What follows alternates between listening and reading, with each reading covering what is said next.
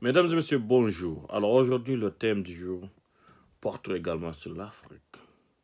Bien entendu, l'Afrique, la conscience humaine.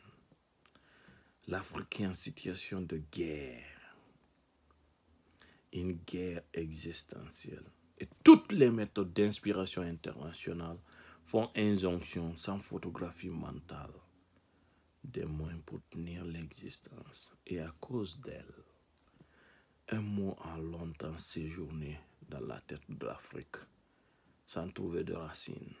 C'est le mot identité. Identité. Alors, vu de l'extérieur, la couleur est l'unique proportion de jugement pour attirer les soupirs de l'histoire.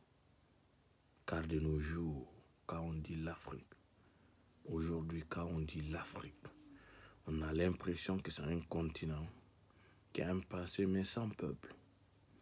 Et tout le monde a l'air de voir le paradis localement dans la puissance des mots comme demain, comme le futur, comme la diplomatie. Mesdames et messieurs, demain est une calomnie. C'est aujourd'hui qu'il faut renaître. Mesdames et messieurs, la diplomatie est mariée à la culture locale pour faire l'amour avec la République. Elle est la découverte permanente. Toujours assassine, sans jugement moral. Elle retire des mots effectifs, comme espoir, comme résultat, comme victoire. Et c'est pour cela que la souveraineté est perdue dans les regards, car le présent n'est pas assez. Non, le présent n'est pas assez.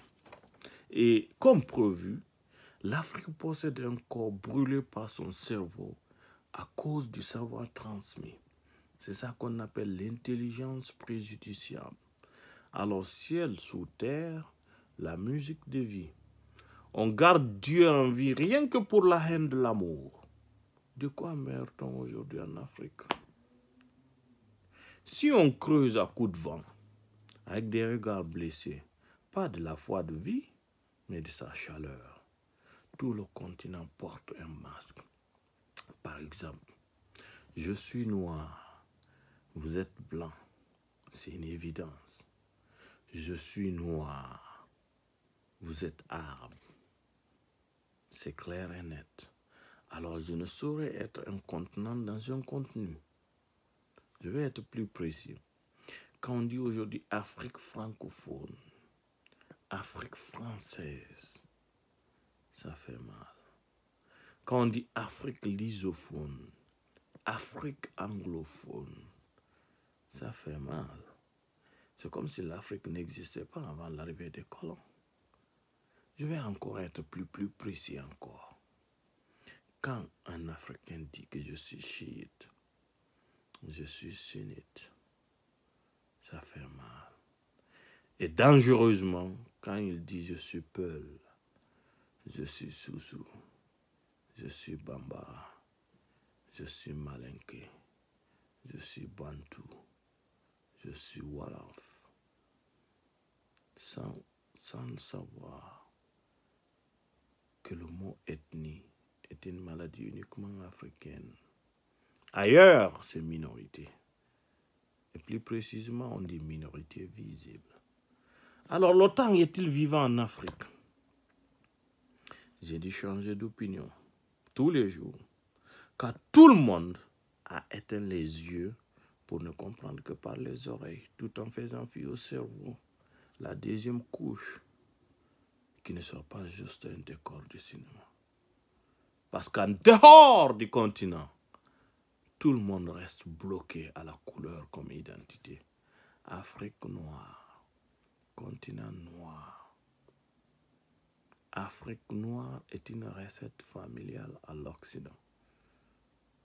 En même temps, en Afrique, tout le monde reste bloqué à la différence ethnique pour faire couler des larmes aux morts. Mesdames et messieurs, si l'ignorance est un cadavre, il n'est pas sage de confier un cadavre à un malade, car il mourra de son existence. Le mot est déployé avec d'autres de son âge. l'ignorance. L'ignorance. Un mot qui sonne comme une sirène et qui délicatement amplifie le temps et l'espace pour qu'on soit très à la mort car tout prêt à la vie. Alors que toutes ces ethnies devraient être des souvenirs de Dieu pour le savoir de la République. Parce que sur terre, tout nous est offert en une seule édition. Nos yeux, nos oreilles, notre cerveau, notre âme, pour que le temps assure la défaillance de l'œuvre sur une terre inadaptée à la vie. On est tous des noirs. Je vous remercie.